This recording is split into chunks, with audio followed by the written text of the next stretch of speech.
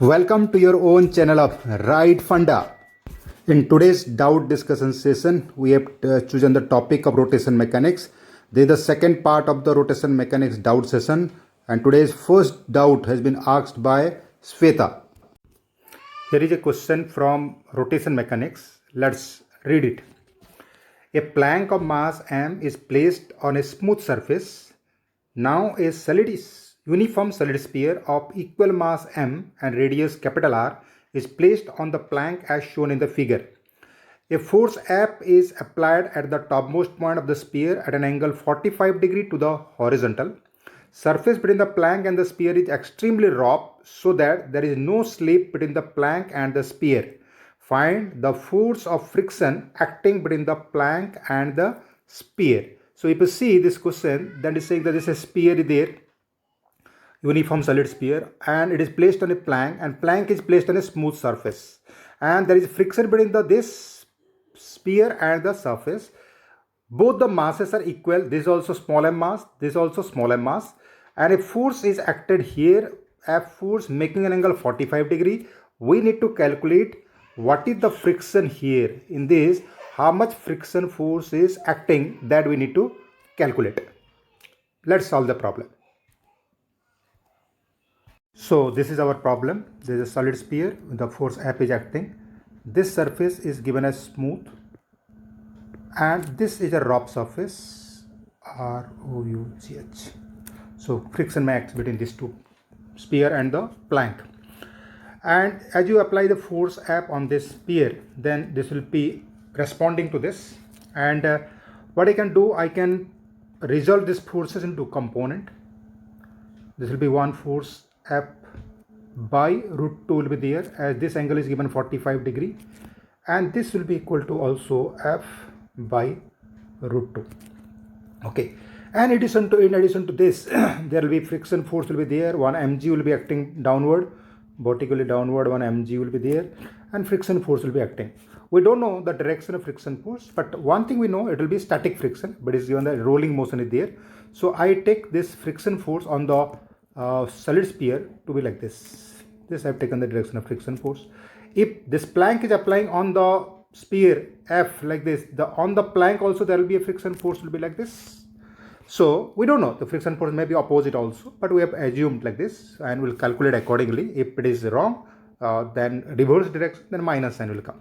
So this is my free body diagram of the solid sphere as well as plank. Of course, in the plank, normal direction the surface is there, but anyhow, we are interested about the motion in the horizontal direction. We are basically, it's shown all the forces in the horizontal direction. After that, we can write the equation of motion for both the bodies. But before that, if you see, if I want to solve this problem in the ground reference frame, these are the forces are there.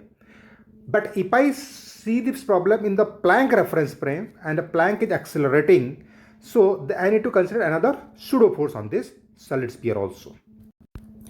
So if you see the Planck, this is the free body diagram Planck and the free body diagram sphere. The Planck only the force in the horizontal direction is the friction force applied with the solid sphere on the Planck. So let it be accelerating with an acceleration a, and acceleration a will be equal to F by m. So this is the acceleration of the Planck. If we solve this problem in the Planck reference frame, in the Planck reference frame to solve, then I need to consider pseudo force on this body, and that pseudo force will be in the opposite direction.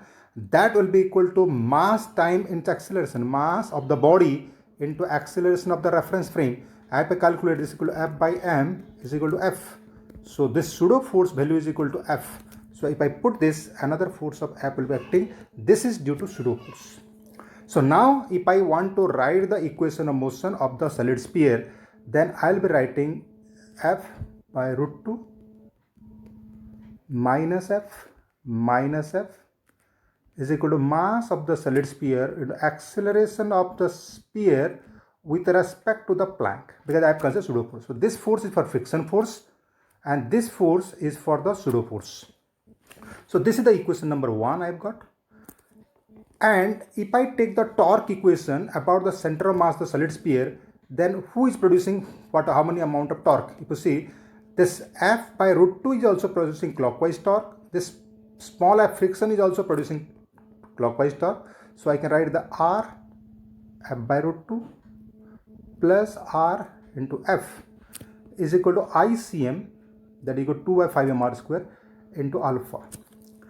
Why we are solving in the Planck reference frame is that because this sphere this point is at rest with respect to the Planck, because both are moving, Planck also moving. This point velocity is not zero. Acceleration of this Planck is not zero. What is this? Acceleration of Planck's of the bottommost point with respect to the Planck is zero. That's why we have solve this problem in the Planck reference frame. This is my equation number 2. I can put here in place of ICM 2 by 5 mr square. And the third equation, the constant relation between these two quantities. The constant relation between these two quantities. I know this constant relation is equal to a solid sphere with respect to Planck. The center mass of solid sphere with respect to Planck is equal to R into alpha. Acceleration of sphere is not equal to R alpha. Acceleration of solid sphere, center mass of solid sphere with respect to Planck is equal to R alpha. This equation, that's why we consider it here. That's why we consider pseudo force. These are the three equations. I need to substitute this value and I have to calculate the value of friction force. After substituting the constant relation ACM is equal to R alpha formula, then we get this equation, these two equations, we get 3 and 4. If we want to get the acceleration of solid sphere with respect to Planck, we have to eliminate F. But right now in this question, I have to find the friction force. So what I need to do, I need to eliminate a acceleration of solid sphere with Planck. So what I need to do, I will multiply this equation with 2 by 5 and I equate those equations. I'll subtract this two equations. Then A's SP will be cancelled out and I will be remain with the friction force there. Solving this, I can get the friction force to be equal to minus F by 3 root 2. These are the answers we got the friction force. So let's analyze what the answer is saying, that friction force came out to be equal to F by 3 root 2. Why this minus sign is there? What does this minus sign means? That minus sign is that the friction force act in the opposite direction to what we have considered. If you see, we have considered the friction force in the initially we don't know. We consider the friction force to be in the backward direction and friction from the Planck will be in the forward direction. But in fact, it is saying that it is acting minus F by 3 root 2 in the backward direction. Does it mean that it is not acting like this? It is acting in fact like this with a value of F by 3 root 2. And on the Planck, it is acting F by 3 root 2 in this direction. So these are the friction force that will be acting on the Planck and on the solid sphere and Planck friction forces. And solid sphere will be doing pure rolling motion on the Planck. So our final answer, that friction force is equal to F by 3 root 2 towards right or toward the direction of F in the forward direction there on the solid sphere, and on the Planck it is in the backward direction it will be acting. Next doubt has been asked by Arnab and also 3 more students. Here is a question from rotation mechanics 2016 JEE questions. Let's read it. Two thin circular discs of mass small m and 4 small m having radius a and 2a respectively are rigidly fixed by a massless rigid rod of length L is equal to under root 24a through their centers. This assembly is laid on a firm and flat surface and set rolling without slipping on the surface so that angular speed about the axis of the rod is omega. The angular momentum of the entire assembly about the point O is L, capital L. Then is asking which of the following statements are true. So what is the given here in this question is that what the question has been asked to find out is that angular moment of the assembly about the center of mass. Number 1 is asking angular moment of the assembly about the center of mass. Then magnitude of Z component of L. Whatever the L is there, its Z component is how much is asking. Then it is saying magnitude of the angular momentum of the center of mass assembly about the point. Again, magnitude of the angular momentum of the center of mass of the. Third thing is the angular momentum of the center of mass of this. And fourth question asking center of mass of the assembly rotate about the Z axis with what angular speed. This asking what angular speed it is rotating. So 3 things asking. So if you see this question, this is both are rigid rods attached by the rigid rod, and they are spinning like this. Okay, and as they are going like this also. So if you see the center of mass is here, somewhere center of mass is here. Center of mass is moving in a circular path, and this body are rotating about this axis. There are two things are there. So we have to find out, number one, angular momentum of the center of mass, angular momentum of the disk about the center of mass, then angular momentum of the whole system, then z component. This angular momentum is there somewhere L. Its z component will be how much? That we have to find out. So these are the quantities we need to calculate. The disks are spinning as well as moving like this. So let's solve this question. First, let's find out the angular momentum of the system about the center of mass. Here center of mass is revolving like this. But if you see in the center of mass reference frame, then center of mass will be at rest. Center of mass will not be revolving. So this two will be having only spinning like this. With respect to center of mass, they are spinning like this. So this will have an angular momentum like this. This will have angular momentum this about this. So total angular momentum, suppose I say this is equal to L1, this is equal to L2. So net angular momentum will be like this. This is equal to L is equal to L1 plus L2. So we will write this angular momentum. L is equal to L1 vector plus L2 vector. So L will be equal to this as their disk there. So I can write this as I1 omega plus I2 omega. Omega is same, but they are connected by rigid rod. So it's going, and this is a disk, half small m into a square plus half into 4m into 2a ka whole square, this into omega. This is equal to 17 by 2 m a square omega is the angular momentum. If you want to know the vector, it will be like this. So it will be like this along the rod. Along the rod, the directions will be there. This is your angular momentum of the system about the center of mass. So if we see the question, in the question saying the first bit is saying that magnitude of angular momentum assembly about its center of mass. So here it is saying that 17 m a square by omega by 2. So A option is correct.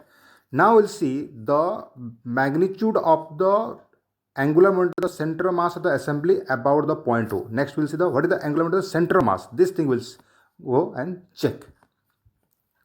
Let's calculate some of the lengths. Now these 2 points are there, and we'll locate where the center of mass is there. So center of mass of the whole system will be somewhere here. Okay, so this is at a distance L, and this is at a distance 2L. So we can find out where the center of mass is there. Suppose I give this name RCM. So I can write RCM is equal to M1 R1 plus M2 R2 by M1 plus M2. So M into L plus 4M into 2L by 5M. So this will be equal to 9L by 5. Distance from this is the RCM. We find out where the center of mass is there. Now let's calculate another thing. What will be this distance will be there. This distance L is given to us as under root of 24a. Under root of 24a. So by this Pythagoras theorem, we can calculate this length will be equal to 5a. Similarly, this other distance also we can calculate, but right, let it be this one. 5a, this distance is there, a this distance, and center mass position is this. Now let's calculate what the velocity of center mass will be there. Now what happening? The center mass is moving in a circular path. The center mass is translating in a circular path about the center. Center is here. So let's calculate what will be the velocity of this center mass will be there. Center mass velocity, let's calculate. So here the center mass is there, and this point is moving some velocity. This is moving some velocity. They are also moving circular path, and this center mass is also moving in a circular path. We want to calculate this VC. So let this velocity be V1. Let this velocity be V2.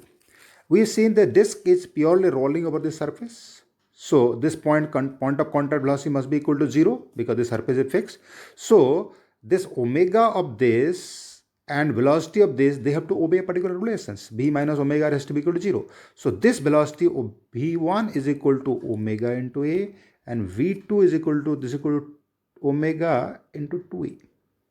So if I put this value and I can want to calculate the VCM equal to M1 V1 plus M2 V2 by M1 plus M2, I will substitute this equal to M into omega A plus 4M into omega into 2A by 5M. So this will equal to 9 omega A by 5. 9 omega A by 5 is equal to velocity of center of mass. So two quantities we found out. One is the velocity of center of mass to be equal to 9 omega A, and we have calculated the position of center of mass equal to 9L by 5.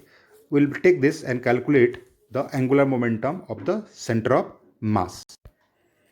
We can calculate the angular momentum of the center of mass, which is translating will be equal to RCM cross PCM. So RCM cross PCM, we are translating. So substituting the values, we can get the 9L by 5 into PCM is equal to M into BCM. Total mass equal to 5M into 9 omega A by 5. 9 omega A by 5.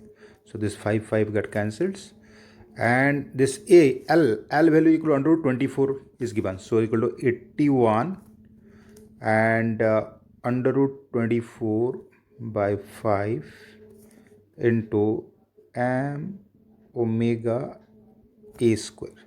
This is the angular momentum of the center of mass. But what will be the direction of this angular momentum will be there? This angular momentum we calculate the magnitude of the angular momentum. But what is the direction is there? If you want to see the direction, that is moving like this, the center of mass velocity into the page like this, it is moving a circular path like this. And this is the RCM there. So it is perpendicular to this. So angular momentum of the center of mass will be like this. So give the name LC. Angular momentum of the center of mass. Okay. So this I give an LC name. LC is equal to 81 root 25 by 5. M omega A square. If you see the question, then the C option, what we are calculating, it is given the magnitude of the angular momentum of the center of mass of the assembly about O is given by 81 ma square by omega. But we got that 81 under root 24 by 5 m omega square A. They are nearly equal, but not exactly equal, because 24 and root 24 not 5 is. So we will say this is wrong. This option is also wrong. So till now we found A is correct and C is wrong. Now we'll go to the next one. We'll go, that is the B options. What are the B options again? Magnitude of the Z component of L. We'll be calculating the magnitude of the Z component of L. What is the angular momentum? Its Z component will be calculated. So we have observed that the system is having 2 omega. One omega is like this, that is they are rotating about this axis, this moving like this. Omega 1 is L like this. And another omega is that the center mass is moving in a circular path. Those center mass is having another omega. Suppose I given the name L dash name, we will give this L dash we have written, and LC we will give the name LC. So total angular momentum I want to see, then this will be equal to this plus this, both I will be writing. So total angular momentum of L will be equal to vector sum of L dash plus LC. That will write it. So this we could have added vectorically, this vector and this vector added vectorically, we could have got a total angular momentum. But question is not asking about total angular momentum, that we could have calculated anyhow. Question is saying that find the Z component, find the Z, this is the Z axis, find the Z component of it. So we have to take the Z component LC, Z component L dash, this will be LZ will be there. That we want to find the LZ. So to calculate LZ, we should know some of the angles. So this angles you want to see, this angle is equal to, suppose I gave the name theta. This I gave the name theta, I'll write here, this angle is equal to theta. So this component, L dash ka component will be equal to, suppose I want to calculate LZ, I want to calculate. So L dash ka component, L dash ka sin theta, L dash magnitude into sin theta will be there. plus LC का magnitude, this angle, if this angle is theta, this angle is theta, so this angle will be equal to 90 minus theta. So this will be equal to LC cos theta. So this, both the value I will substitute. So I got this L dash into sin theta equal to C. Sin theta is equal to A by, this is a hypotenuse, 1 by 5. Sin theta is nothing but 1 by 5. And cos theta, LC into cos theta I want to calculate. Cos theta will be equal to this, root 24 by 5. If I take these values and substitute here, these values are there, this I'll take two values, I'll substitute L dash and L5, I'll get the LZ. Because this length is equal to kitna 5a, that's why we written like this, and substituting we'll get an answer like a 2029 by 50 into m a square omega. This will be nearly equal to 40 point something, 40.5 around there, m a square omega. So this will upper LZ value will be there. LZ is this much. If you see the question, then the beat we are calculating is the B beat there. It is saying that the magnitude of Z component is 55 m a square omega, but we got the 40.5 m omega square omega, so this is also wrong. So till now we got this is correct, this is wrong, this is wrong. Let's check the last bit. There is a center mass, the assembly, the center mass is rotate about Z axis with an angular speed of omega by 5, that we want to calculate. Is it omega by 5 or not? That we want to check. Let's check this one. Here there are two type of omegas are there. One is revolution about this axis, another is revolution about this axis. Okay. So if you want to calculate the angular velocity about this is given, omega is given, we want to find out the angular momentum about this axis, how it is rotating, then find the relation between them. Let's see, analyze this disc was here, and after some time it will be turning also, and it will be this axis also moving like this. So suppose it will become like this, suppose. So this now become like this. So this angle is, I say, the d theta. So d theta by dt will be this omega. At what rate? This radius vector is changing. Here to here it is going. But if I see this one, this point also will be moving like this. If I want to see, this point was here. Now this point has gone from here to here. So this angle I say that d phi. So this d phi by dt, rate at which this line is changing, the point of contact changing, will be equal to omega. So let's draw another diagram and try to understand relation between them. So this is this point of contact has moved from here to here. This much distance it has moved. So this value I want to calculate, this length I want to calculate from two positions. From O I can calculate, and I said then O dash I can. So this two length we can calculate. This arc is a part of this also. So from this I will be writing this same DL length. I want to write this DL length, and DL is nothing but 5a radius vector into d phi. Okay, and same this one I want to calculate from this arc. This arc subtending d theta. So same DL I want to calculate. Same DL will be equal to A into d theta. So simplifying this, what I got is that 5 d phi is equal to d theta. So if I divide by this by dt and dt, then I got 5 d phi by dt is this omega. That is the omega, angular velocity omega is equal to this omega is there, for capital omega. So this angular velocity about center mass is equal to omega by 5. So this will be equal to omega by 5. This is the relation between omega, the turning, the what rate the disc, the radius of the disc is turning, and what rate the line, the rod is rotating. That is equal to omega by 5. If you read the question, it is saying that the center of mass of the assembly rotate about z-axis. Center mass of the assembly rotate about the z-axis with an angular speed of omega by 5. It's in the omega by 5. So we saw that this is correct. So we found out first one is correct, second one is wrong, third is answer. So answer is A, and D in this particular options, that magnitude of angular momentum of the assembly about the center of mass and that is equal to omega by 5. Both are correct options are there. Next we will be taking the doubt of Anish. Here is the question to calculate the moment of inertia. A uniform rod of mass m is bent into the form of a semicircle of radius r. The moment of inertia of the rod about an axis passing through A and perpendicular to the plane of the paper is equal to how much? So we have to calculate the moment of this rod about the point A. A is on the circumference and the level of the diameter. So at this point, suppose we have to calculate the moment of inertia of this rod. Let's calculate it. This problem can be solved by two methods. We have to calculate the moment of inertia about the point A.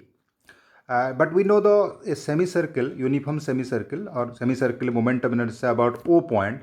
Moment of inertia about O point is equal to m into r square, that we know. From this we have to translate to A point, but directly we cannot translate because this is not a center of mass. So let's go from here to center of mass of this one. This is equal to C point there. So moment of inertia about the C point by parallax theorem will be equal to m r square, and this distance center of mass of semicircle is r by 2 distance from this, m r square minus m into r by 2 ka whole square, or I can write OC square. I can write. Okay, this is equal to m r square minus m into OC ka square. This is the moment of inertia of C. I have to go to moment of inertia about A. From center of mass I can translate. So IC plus CA square. Okay. So this can be written as the m r square plus CA m r square, and this IC ka value I will substitute first, and IC ka value will be equal to minus m into OC square plus CA square is equal to OA square plus OC square, and this is equal to multiplied by m. So these two terms will be cancelled out, OC square, C square. So what we remain with is equal to MA square plus MOA square is equal to MA square plus this will be equal to MA R square is equal to 2MR square. So our answer is equal to 2MR square. There is one method is there. The moment of inertia about is equal to 2MR square. Let's solve this by another method. Now this is a half circle is given. Let's imagine another half circle above this as the dotted line is there. So it will become a full circle here. As the mass of this was m was there, the total mass become right now 2m. And for the whole semicircle, so for the whole circle, moment of inertia about this equal to mass into r square. So moment of inertia of the whole circle about the O point is equal to 2m into r square, because mass of the whole ring equal to 2m. Now this is the moment of inertia of the whole circuit, and this is the center of mass of the whole circle. So from here I can directly go, and moment of inertia of A will be equal to 2m into r square, that I have calculated, plus 2m into r square. So I got the 4m r square if this about the A due to the whole circle, because the whole circle, or this is equal to about for the circle. But I have to find a semicircle. So, and this point is symmetrical with respect to this how much moment of inertia contribution this part will be having, same moment of inertia contribution this part also will be having. So only for half part I want to calculate moment of inertia about A about for the semicircle will be equal to half of this. So half of this will be equal to 2m into r square. So first find out about this, we want to fit this, and again this part similar contribution there. So half part will equal to 2m r square there. This is the moment of inertia of the semicircle point about the one of the point at the one of the edge. Next we will be taking the doubt of Adarsh.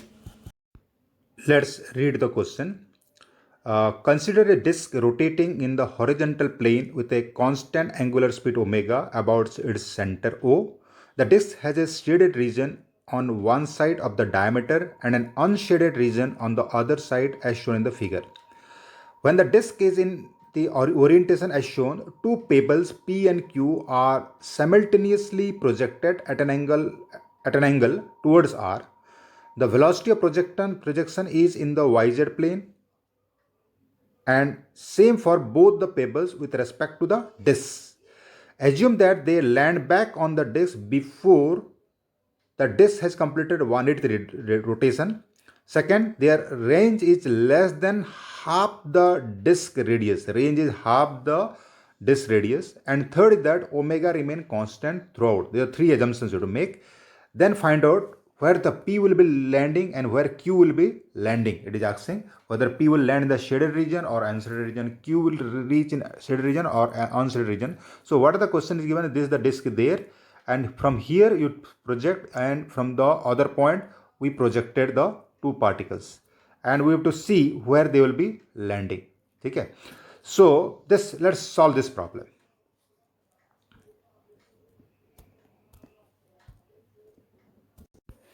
So what are the keywords are there? That is, completed 1/8 rotation. It has completed. That is completed 1/8 rotation is completed. By the time it goes and strike the other point, and omega of the disk does not change. No need to apply conjunction, angular momentum, etc. It will be reaching. Simple question is there, and it is range is half the disk radius. So it will not be going to the radius also. From here to here will be going. From this will be going from here to here. Half the disk radius is going. These are the three conditions, and we have to find out where it will be landing. This one. To complete 1/8 of revolution, it will take a time t is equal to t by 8 time it will take. And we know that t equal to 2 pi omega has been given to us. So 2 pi by omega 8 into omega. So this will be equal to pi by 4 omega. This much time it will take. It is asking in this much time it strike the plane. It is given the question. So during this time it will be rotating. Let's see how much it will rotate. By this time how much it will rotate? The theta angle will be equal to omega t is equal to pi by 4 angle it will rotate. The disk will be rotating by angle pi by 4. Let's observe Q first. Suppose Q is at this distance small r from this. This is my small r distance from here to here. So as soon as you project the particle from Q point, then we have given a velocity in the yz component, upward plane, but it will gain a velocity in the x direction also, and the velocity that will be gained in the x direction v naught x is equal to omega into r. That velocity will be there. So as you project the particle, it should reach here, but it will not be reaching here. It will be getting a horizontal drift or x direction drift. It will be reaching somewhere here. The particle will be reaching here somewhere. See, so what happens? This Q point is moved from here to here, but the point where it should have moved has moved from here to here.